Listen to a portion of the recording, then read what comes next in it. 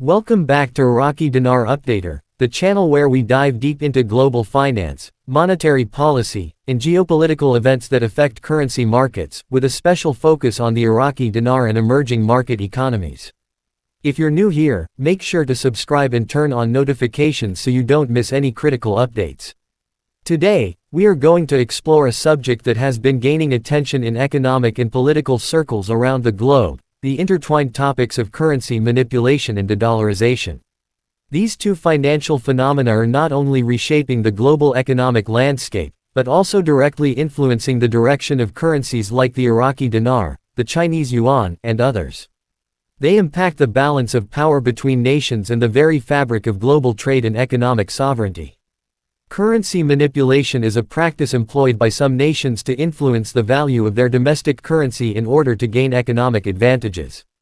While often framed in technical terms, at its core, currency manipulation is a policy strategy, whether covert or overt, used to gain unfair competitive advantage in the international marketplace. It usually involves artificially weakening a country's currency by intervening in foreign exchange markets. By doing so, the country makes its exports cheaper and more attractive to foreign buyers, while simultaneously making imports more expensive. This boosts domestic production and can reduce reliance on foreign goods, but it often comes at the expense of global market balance and fairness. Major accusations of currency manipulation have often been directed at countries like China, which for years maintained a weak yuan to boost its export-led economy. However, China is not alone. Several other countries, including some in Southeast Asia and even Europe, have at times been accused of pursuing policies that impact currency values strategically.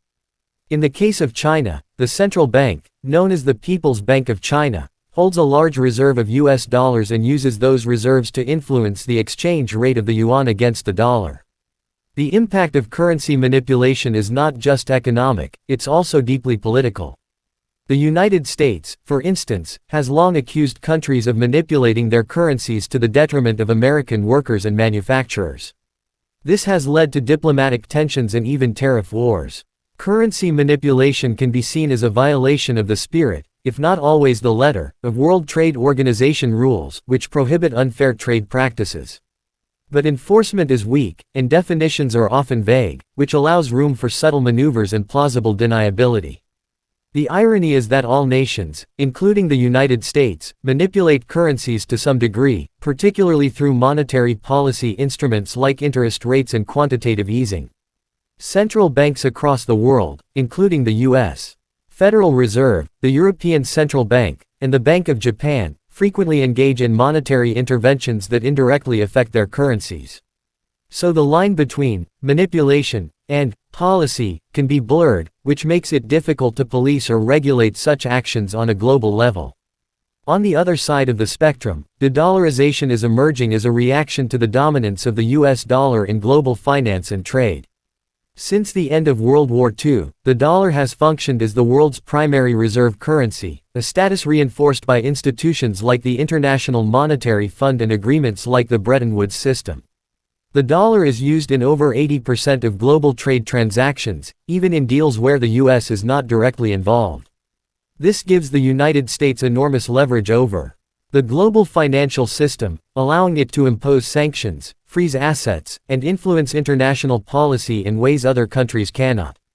However, in recent years, a growing number of countries have begun actively pursuing strategies to reduce their dependence on the dollar. This trend is what we refer to as de-dollarization. It is both a financial and geopolitical strategy aimed at minimizing the risk that comes from being overly exposed to the American financial system. Russia and China have been at the forefront of this movement. After facing heavy sanctions from the West, particularly following the 2014 annexation of Crimea and more recently during the conflict in Ukraine, Russia began shifting its reserves from dollars to gold, euros, and yuan. China, too, has been promoting the use of its own currency, the renminbi, in international transactions. The Belt and Road Initiative, a massive infrastructure project involving more than 60 countries, is one of China's main vehicles for promoting yuan-based trade. In fact, both countries have entered into bilateral trade agreements with other nations that bypass the dollar entirely, using local currencies instead. For example, Russia and China have increasingly settled their energy deals in rubles and yuan, effectively creating a parallel economic structure that reduces dollar reliance. Other countries, such as Iran, Venezuela, and even India, have also shown interest in moving away from the dollar. In some cases, this is driven by necessity. US sanctions have forced countries like Iran and Venezuela to find alternative payment systems. In other cases, it's a matter of long-term economic strategy. India, for example, has conducted trade in rupees with countries like Russia, and it has explored using rupee payment mechanisms in oil and defense transactions. Similarly, Saudi Arabia has recently signaled interest in accepting currencies other than the US dollar for oil sales, particularly the Chinese yuan.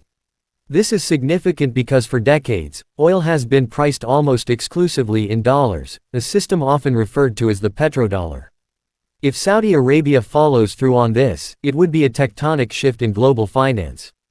De-dollarization, however, is not without challenges. The US dollar enjoys strong trust due to its relative stability, the size of the US economy, and the liquidity of its financial markets. No other currency has yet matched the dollar in terms of global reach, institutional infrastructure, or financial trust. The euro comes close, but the European Union's internal divisions often undermine its credibility. The yuan is gaining ground, but China's capital controls and lack of full convertibility limit its effectiveness as a global reserve currency. Even so, the momentum is clearly building. Central banks across the globe have been reducing their holdings of U.S.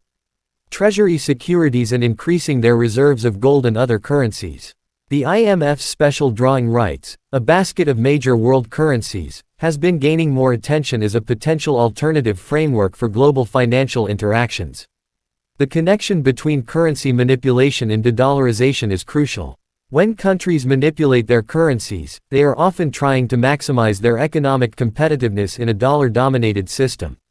But as they become more assertive economically, and as U.S. influence becomes more contentious, many of these same countries also begin exploring ways to escape dollar dominance. In this way, currency manipulation can be both a tactic within the dollar system and a stepping stone toward leaving it.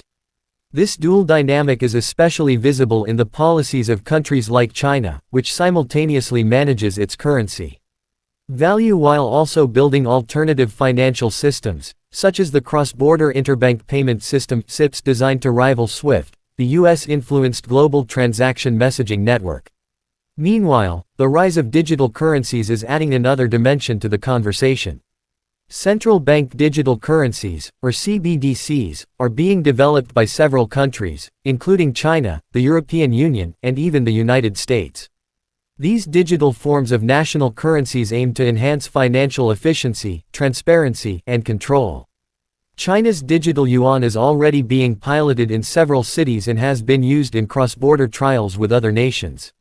One of the long-term goals of the digital yuan is to internationalize the Chinese currency and provide an alternative to the dollar in global digital transactions. If successful, this could further erode the dollar's dominance and accelerate the de-dollarization trend. The implications of currency manipulation and de-dollarization are vast. For the United States, losing dollar dominance would mean reduced global influence and higher borrowing costs. The current dollar privilege allows the U.S. government to run large fiscal deficits while maintaining relatively low interest rates because global demand for dollars and treasury bonds remains strong. A decline in that demand could destabilize the American economy and reduce its ability to project power overseas. For emerging markets, on the other hand, reducing dependence on the dollar could mean more monetary sovereignty, less vulnerability to external shocks, and the ability to build trade relationships based on mutual interests rather than geopolitical alignment. This is particularly relevant for countries like Iraq, whose economy has historically been dollarized due to the oil trade and post-war reconstruction efforts. For the Iraqi dinar, the consequences of global de-dollarization and ongoing currency manipulation are significant. Iraq has long depended on the US dollar for international trade, particularly in the oil sector. However, as more countries begin accepting alternative currencies and diversify their reserves, Iraq may find opportunities to trade in non-dollar denominations, particularly with neighbors like Iran, Turkey, and China. This could eventually strengthen the role of the Iraqi dinar in regional trade, especially if monetary reforms are pursued and the Central Bank of Iraq builds greater trust and transparency in the financial system. In recent years, there have been moves within Iraq to reduce reliance on the dollar by encouraging the use of the dinar in domestic transactions and working to stabilize its value. Although challenges remain, including inflation, political instability, and dependency on oil revenues, a global shift away from the dollar could offer Iraq both challenges and new pathways for monetary independence. It's also important to note that the United States is not standing idly by as de-dollarization advances. The U.S. continues to maintain its dominant role in global institutions like the IMF and World Bank. It also leverages its military alliances and global diplomatic influence to maintain the dollar's primacy. In addition, the US dollar remains the most liquid and widely accepted currency in the world, with massive daily transaction volumes and a vast network of supporting institutions. While threats to dollar dominance are growing, a full transition to a multi-currency world will likely take decades and require a series of coordinated global efforts, something that is extremely difficult in today's fractured geopolitical environment. Still, the writing is on the wall. The global financial order is shifting, and the dual forces of currency manipulation and de-dollarization are central to this transformation. Countries are no longer content to operate under a system where one nation controls the monetary levers of global finance. Whether through trade agreements, new payment systems, digital currencies, or strategic reserves, nations are increasingly seeking independence from the dollar's influence. This transition will be complex and fraught with tension, but it also presents a historic opportunity for countries to redefine their roles in the global economy. For observers of the Iraqi dinar and other emerging market currencies, staying informed about these macroeconomic trends is essential. Thank you for tuning into Iraqi Dinar Updater. If you found value in this deep dive into currency manipulation and de-dollarization, don't forget to like, share, and subscribe. We'll continue to track these developments and how they affect Iraq and other emerging economies in future episodes. Until next time, stay informed, stay empowered, and keep watching the trends that shape our financial future.